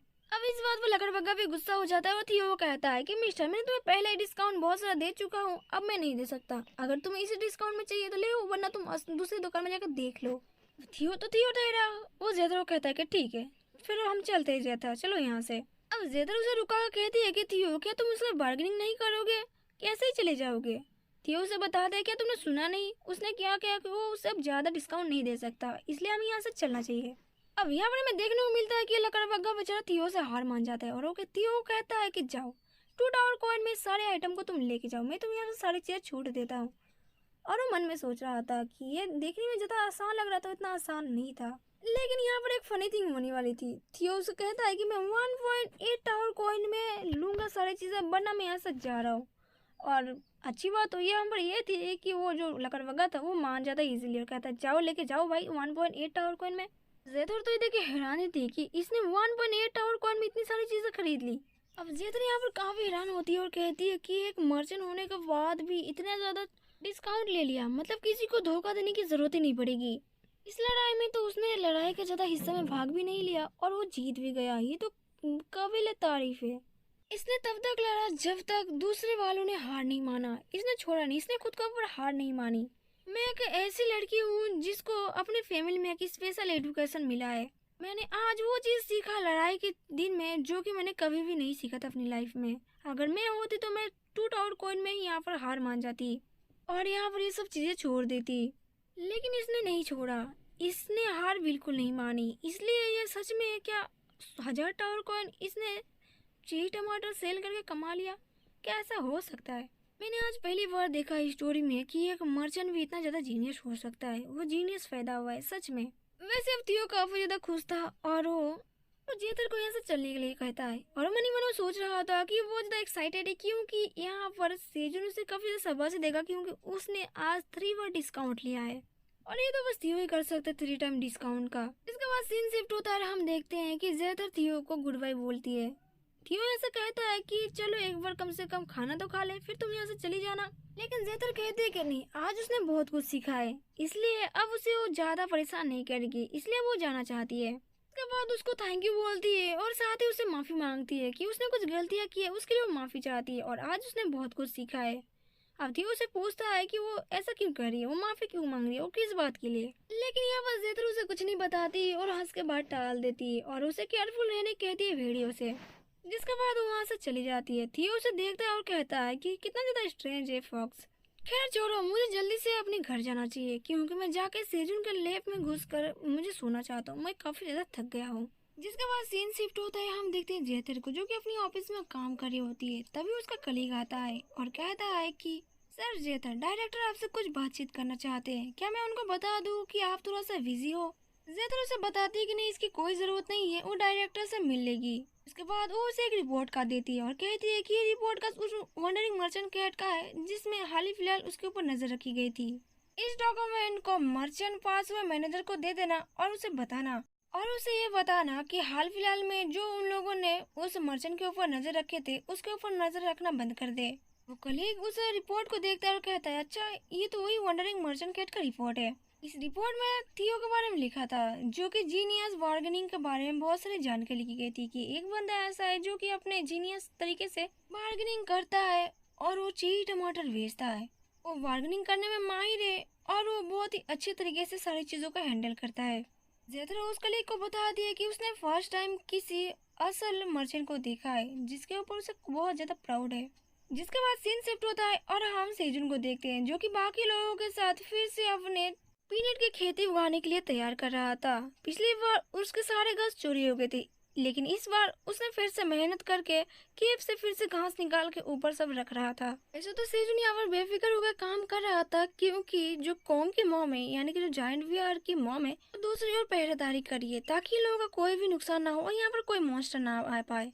वैसे तो आज इन लोगों ने बहुत सारा काम किया है, आज इन लोगों ने चेरी टमाटर लगाया है, साथ में इन लोगों ने कॉर्न का भी बीज रोप कर दिया है। वैसे सेजन को आज अच्छा लग रहा था। उसे महसूस हो रहा था कि फाइनली वो केव के बाहर भी अपना डेरा जमा रखा है। तभी उसकी नजर व्हाइट रेबिट की ओर जाती है जो अपने पॉट से पानी नहीं निकाल पा रहा था। वो दोनों काफी ज्यादा परेशान हो जाते हैं कि इसमें से पानी क्यों नहीं निकल रहा। तभी यहाँ पर ब्लैक रेबिट आता है और सेजन को चिल्लाने लगता है। वो उसे पॉट के पास ले जाता है। वो उसे दिखाता है कि यहाँ पर कुछ तो चल रहा है। सेजन जब पॉट के ऊपर देखता है वो हैरान हो जाता है क्योंकि यहाँ पर क्रेफिश आ चुकी थी। सेजन को बिलीव नहीं हो रहा था कि इस छोटे से पॉन्ड में इतना ज्यादा क्रेफिश कैसे आ गई। क्या उस छोटे से छेद से आ रही थी जिसमें से पिराना बाहर निकलती है। अब क्रेफिश को देख कर सेजन के मुंह में पानी आने लगता है। वो सोचता है कि यूट्यूब पर इसे काफी ज्यादा लाइक मिले हैं, ये तो काफी ज्यादा टेस्टी होगा। जिसके बाद वो ब्लैक रेबिट को कहता है कि चलो इसे पकड़ते हैं क्योंकि हम इतना प्रोटीन भरे खाने को नहीं छोड़ सकते। के बाद वो दोनों अपने हथियार निकाल के रेडी हो जाते हैं इस क्रेफिश को पकड़ने के लिए। जिसके बाद हमें देखने को मिलता है कि सेजुन और ब्लैक रेबिट मिलकर क्रेफिश को पकड़ने की कोशिश कर रहे थे। हमें यहाँ पर देखने को मिलता है कि सेजुन ने क्रेफिश को हरा दिया था। तभी वहाँ पर पॉइंट मिलता है कि सेजुन का EXP पॉइंट 30% बढ़ जाता है। और यहाँ पर ब्लैक रेबिट भी अपने हथौड़े की मदद से काफी सारे क्रेफिश को पकड़ लिया था। और हम देखते हैं कि व्हाइट रेबिट इन सबको पकड़ के उठा उठा के लेके जा रहे थे। हम देखते हैं कि कटाना फिर उसे काटने की कोशिश कर रहा था लेकिन उनकी स्किन इतनी ज्यादा मोटी होती कि वो कट ही नहीं रहा था, इसलिए वो परेशान हो जाते हैं। तभी यहाँ पर सेजुन आता है, उसे कहता है कि ये कटेगा नहीं क्योंकि इनके जो स्किन होते हैं वो काफी ज्यादा कठोर होते हैं, इसलिए इनको पहले पकाना पड़ेगा। चलो आओ हम मिलकर पकाते हैं इसे। और वो उसे अनियन लीफ को ऊपर लपेट के पकाने के लिए रख देते हैं। अब क्रेफिश जब पकती है तो इसकी खुशबू गुफा के सारी ओर फैल जाती है और इनके मुंह से पानी आने लगता है।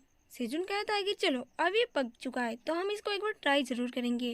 क्रेफिश की खुशबू जितनी मस्त लग रही थी लेकिन वो देखने में भी काफी ज्यादा रेड और मस्त लग रही थी क्योंकि इसके ऊपर अनियन का छिलका, रेड टमाटर और समुद्र का पानी नमकीन होने के कारण इसके स्वाद भी काफी ज्यादा बढ़ गए थे। अब जबकि ये पक चुका था तो सेजुन सारे रेबिट को सिखा रहा था कि कैसे इसे खाया जाता है। हेड और बॉडी को दोनों को पकड़कर अलग हिस्से से तोड़ दिया जाता है तो इसके अंदर जितने सारे मीट होंगे वो दिखने लगेंगे और तुम इसे निकाल के खा सकते हो, जिसे देखकर काफी ज्यादा टेस्ट लग रहा था और सारे रैबिट के मुंह में पानी आ जाता है। जब सेजुन उन्हें ट्राई करने को देता है तब वो लोग खाते हैं और खाने के बाद उन्हें काफी ज्यादा अच्छा लगता है और वो लोग काफी ज्यादा खुश लग रहे थे। वैसे तो इसके ऊपर कोई भी मसाला नहीं छिड़का गया था लेकिन फिर भी काफी ज्यादा नमकीन और टेस्टी लग रहा था। तभी हमें देखने को मिलता है कि मदर रैबिट उस खोले को फेंकने वाली थी लेकिन सेजुन उसे मना कर देता है ये बोलकर कि इस हेड के अंदर भी कुछ मसाले वाली चीज है और उसे खाया जा सकता है। सेजुन उसे निकाल के खाता है। उसे ये चीज काफी ज्यादा पसंद आती है और वो सबको खाने के लिए बोलता है। तभी वो देखता है कि ब्लैक रैबिट उसकी ओर देख रहा था, वैसे उसे ट्राई करने के लिए देता है। ब्लैक रैबिट पहले उसको स्मेल करता है लेकिन उसे खा नहीं रहा था, लेकिन जब उसे खाता है उसे काफी ज्यादा पसंद आता है और फिर उसे इतना ज्यादा पसंद आता है कि वो बच्चा उसमें ही डूब जाता है और उसे अपने मुंह में पकड़कर सीधे पानी की तरफ पीने लगता है।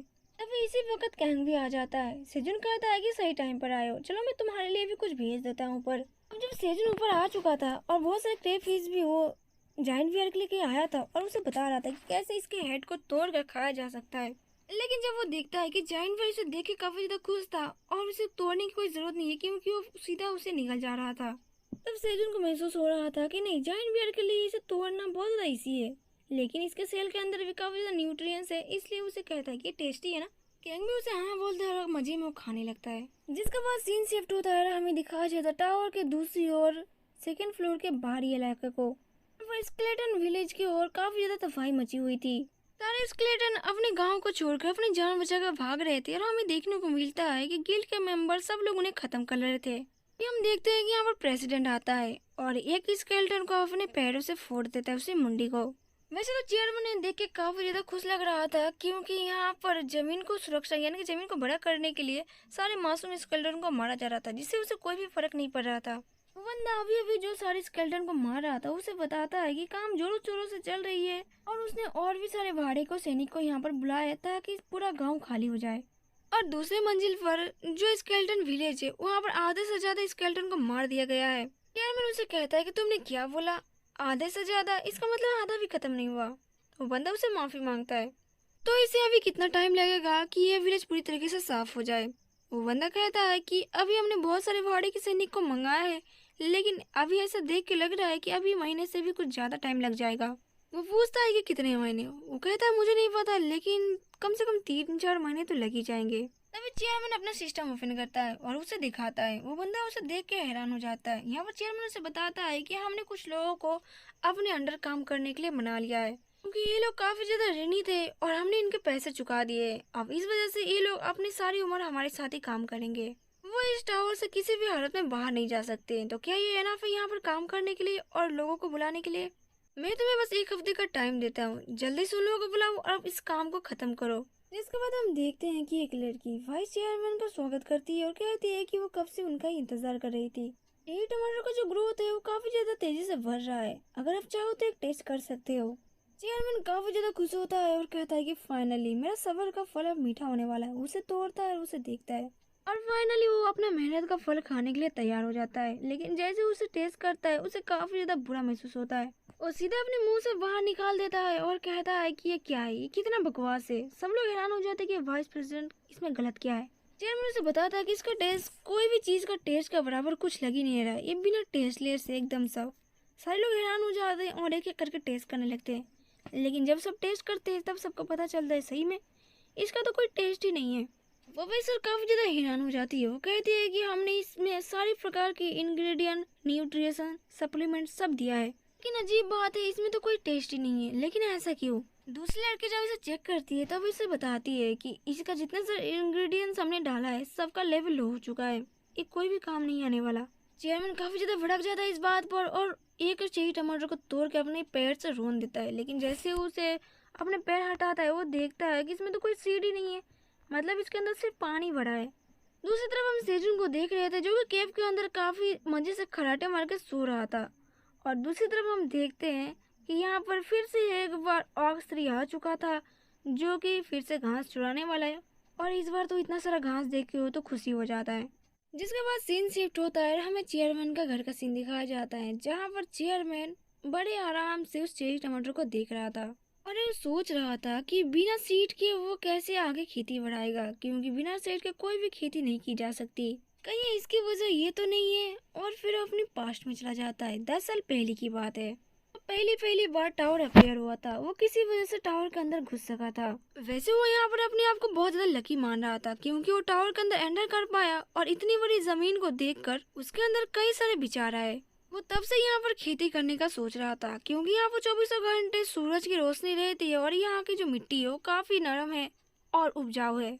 उसके बाद वो यहाँ पर बहुत सारे फूड आइटम को उगाएगा और वो ले जाकर ग्लोबल मार्केट में इसको बेचेगा, जिसके बाद उसके पास तो चांदी चांदी और पैसे ही पैसे। लेकिन ये सब होने से पहले उसने चेयरमैन का परमिशन भी लिया। सब कुछ अच्छे से जा रहा था और कंपनी उसके हिसाब से सब काम कर रही थी। उसकी कंपनी जिस हिसाब से काम कर रही थी उसके पापा उस टाइम पर एक चेयरमैन थे और उसके पापा को उस कंपनी ने मना लिया।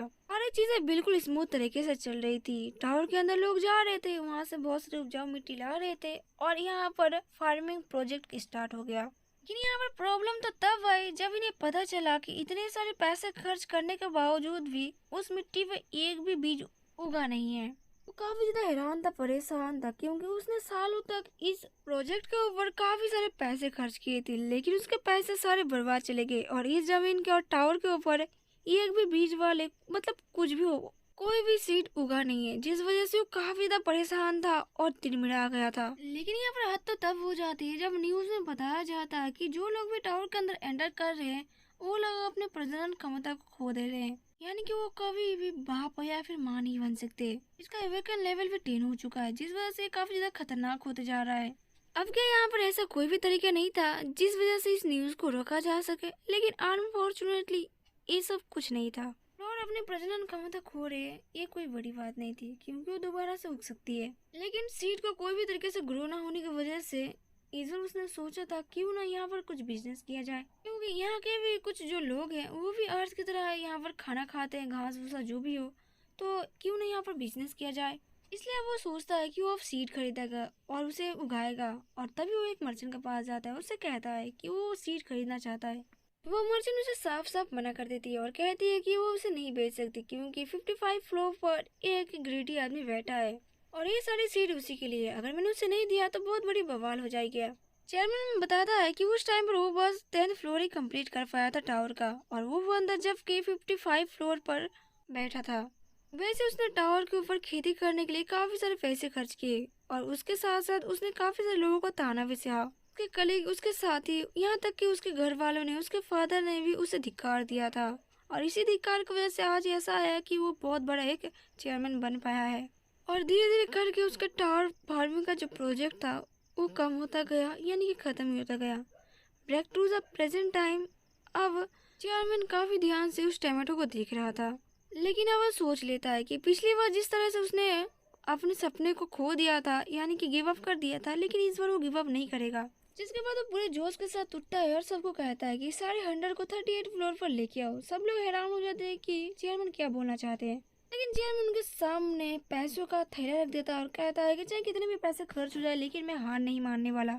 चाहे कितने भी पैसे लग जाए, तुम लोग जाओ टावर के अंदर और डी ग्रेड के जितने भी चेरी टमाटर है सबको खरीद लाओ उस वंडरिंग मर्चेंट कैट से।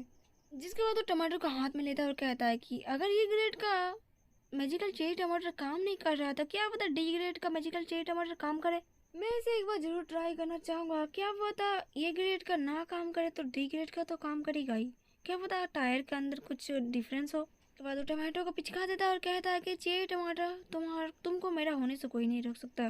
जिसके बाद सीन शिफ्ट होता है, हम थियो को देखते हैं जो कि घर पहुंच गया था। तभी उसे कुछ दिखता है, वो देखता है कि सेजुन के उगाए हुए अनियन लीफ के पत्ते बाहर बिखरे हुए पड़े थे और रास्ते में जैसे जैसे दा रहा था उसके अनियन लीफ के पत्ते मिलते जा रहे थे। वो हैरान था कि ऐसे कैसे हो रहा है।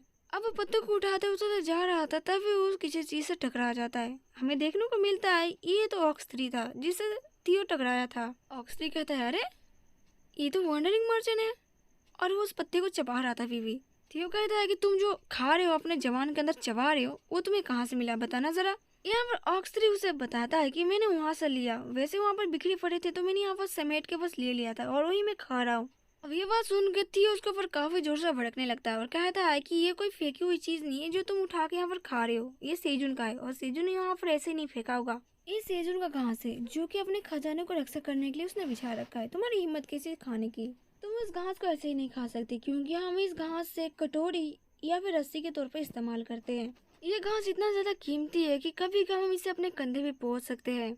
और तुम्हारी इतनी हिम्मत कैसे हुई कि तुम इतना प्रीसियस घास को चोरी कर रहे हो। अब इसकी डांट सुनकर तो पहले तो ऑक्स 3 घबराया था, लेकिन जब उसे चोर कहा जाता है तो काफी तो गुस्से में आ जाता है और कहता है कि तुम मेरे जैसे वॉरियर को चोर कैसे कह सकते हो। और गुस्से में वो थियो के ऊपर हमला कर देता है। मैं उन मेंटोर में से एक हूँ जो कि अपने सम्मान के लिए जीते और मरते हैं।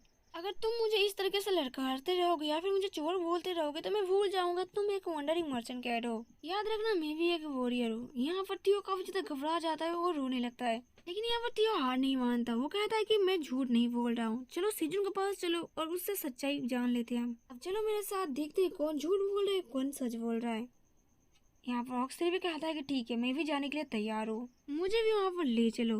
थियो कहता है कि चलो फिर फॉलो करो मुझे। ऑक्स 3 यहाँ पर थियो के पीछे जा रहा था, लेकिन वो सोच रहा था कि जिस बंदे ने यहाँ पर घास को फैला रखा था क्या उसका नाम पार्क सेजुन है। लेकिन यहाँ पर बात यह है कि उसने इतनी टेस्टी घास को जमीन पर क्यों फैला रखा था।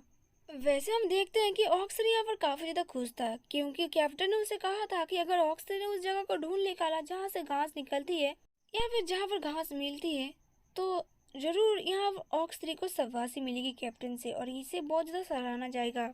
और ये बात सोचकर ऑक्स 3 यहाँ पर काफी ज्यादा खुश लग रहा था। जिसके बाद सीन शिफ्ट होता है, हम देखते हैं कि सेजुन यहाँ पर खराटे मार के सो रहा था। तभी उसके पेट के ऊपर थियो लैंड करता है। सेजुन यहाँ पर दर्द के मारे अपने पेट पकड़ कर बैठ जाता है। थियो उसे बताता है कि अभी सोने का टाइम नहीं हुआ, चलो मेरे साथ बाहर कुछ गड़बड़ चल रही है। सेजुन दर्द के मारे कांप रहा था, फिर भी वो कहता है कि बात क्या है। थियो उसे बताता है कि इस बार उसने थीफ को पकड़ लिया, यानी कि चोर को उसने पकड़ लिया, चलो अब बाहर चलते हैं। अब सेजुन हैरान था कि इसने चोर को पकड़ लिया, चलो बाहर ही चलते हैं। लेकिन जैसे ऊपर की तरफ बढ़ता है उसे देखने को मिलता है कि विशाल का मॉन्स्टर। उसे देखकर तो सेजुन कांपने लगता है और थियो से कहता है कि थियो क्या तुमने थीफ को पकड़ लिया है, क्या तुमने इस बड़े सांड को तुमने पकड़ा है। थियो खुद को ऊपर आता है और कहता है कि हाँ जल्दी से पकड़ लो, मैंने इसे पकड़ा है। थियो कहता है जल्दी से पकड़ लो ताकि भाग ना जाए। और उसके बाद वो उसके पास से मतलब ऑक्स 3 के पास से वो घास लेके आता है और कहता है देखो ये तो वही घास है ना जो कि तुम उसको उगाते हो, इस बड़े सांड ने तुम्हारे घास को चुरा लिया था। सेजुन उसे देखता है और कहता है हाँ ये तो वही है अनियन का पत्ता है जो कि हमने फील्ड में बिछा रखा था ताकि वहाँ पर फसल अच्छे से हो। वहाँ पर ऑक्स 3 उसने कहने लगता है कि मैंने बस इसे उठाया है, जो कि बाहर ग्राउंड में पड़े थे। मैंने इसे चोरी नहीं किया, समझे? अगर तुम लोगों ने इसे सच में नहीं फेंका था तो घास को कौन इस तरह से जमीन से चारों ओर फेंक के रखता है, बताना जरा मुझे। जिनको यहाँ पर सिस्टम से पता चलता है कि ये एक ब्लैक मिंटोर है, और ये वही है जिसके बारे में जायंट बेयर के मोम बता रही थी, जिसने ब्लू मून की नाइट पूरी रात तबाही मचा दी थी और हमारे सारे फसलों का जो जमीन पर घास पड़े थे इसने चोरी कर लिया कुछ दिन पहले। और ये आज थियो के हाथे पकड़ा गया अनियन लीफ को चोरी करते हुए। वैसे तो हमें देखने को मिलता है कि ऑक्स 3 और थियो यहाँ पर काफी लड़ रहे थे, और ये काफी ज्यादा क्यूट था क्योंकि इतना बड़ा होने के बावजूद भी ये लड़ रहा था उसके साथ। ये दोनों काफी क्यूट तरीके से लड़ तो रहे थे, लेकिन यहाँ पर ऑक्स 3 कहता है कि मैं एक वॉरियर हूँ और मैं किसी भी चीज को बिना बताए नहीं लेता। लेकिन मैं ये भी बता दूं कि मैंने ये घास चोरी नहीं किए, ये तो बाहर पड़े थे इसलिए मैंने इसको उठा लिए। थियो उसे कहता है कि नहीं, तुम झूठ बोल रहे हो, हम लोगों ने उसको यहाँ पर फेंका नहीं था, तुम एक चोर हो, तुमने चोरी किया है बस। सेजुन यहाँ पर काफी सोच में पड़ा था। वो कहता है तो वही मिंटोर है ना जो कि जमीन को काफी देर तक और बड़े गड्ढे तक खोद सकते हैं। अब सेजुन सोच ही रहा था, तभी थियो उसे कहता है कि चेयरमैन जल्दी बताओ इस चोर को कि तुमने उस घास को यहाँ पर फेंका नहीं था, बल्कि तुमने यहाँ पर घास को लगाया था। इधर ऑक्स 3 भी अपनी बेगुनाही का सबूत देने के लिए रेडी था। वो कह रहा था बार बार चीख चीख के कि मैंने उसको नहीं चुराया है, लेकिन बेचारा करे भी तो करे क्या, कुछ कर नहीं सकते यहाँ पर। जबकि यहाँ पर सेजुन उसे बताता है कि एक इम्पोर्टेंट घास है जो कि फील्ड को कवर कर रहा था और मॉइस्चराइजर रख रहा था ताकि उनकी फसल अच्छी हो। अब ये बात सुन के ऑक्स 3 को काफी ज्यादा बुरा लगता है। वो कहता है कि मुझे सच में इस बारे में कुछ नहीं पता था, मुझे इस बारे में कोई भी आइडिया नहीं था, वरना मैं इस घास को नहीं उठाता। लेकिन सेजुन को देखते हैं कि काफी ज्यादा हंस रहा था और कहता है कि लेकिन अब सॉरी बोलने से कोई फायदा नहीं होने वाला, जबकि तुमने हमारे घास को चोरी किया है तो इसके बदले तुम्हें मुझे 100 टावर कॉइन देना पड़ेगा, क्योंकि तुमने मेरे घास को चोरी किया, ऊपर से तुमने मेरे सारे जमीन को भी खराब कर दिया और मेरे सारी फसलों को भी खराब कर दिया, और इतना सारा मेज के लिए तुम्हें 100 टावर कॉइन तो देना ही पड़ेगा। तो अब एक छोटी सी जरूरी अनाउंसमेंट, इस सीजन का मैंने सारा वीडियो एक्सप्लेन कर दिया है, लेकिन एक्चुअली मेरा डिवाइस सपोर्ट नहीं कर रहा, तो मैं हर दिन में 2 वीडियो अपलोड करूंगी 1-1 घंटे का, और ऊपर से ये मानो ऑनगोइंग चल रहा है, तो हाँ ये आप कंटिन्यू चलता रहेगा। और थैंक यू सो मच, आप लोगों ने इतना ज़्यादा इंतज़ार किया और इतना सारा कमेंट किया। और पर्सनली मैं किसी को थैंक यू बोलना चाहूँगी जिनका नाम है Shivam Sharma. Thank you so much, आपने इतना अच्छा कमेंट किया और ऊपर से आपने एक अच्छी सी शायरी बोली, इसके लिए thank you so much. Please continue enjoy.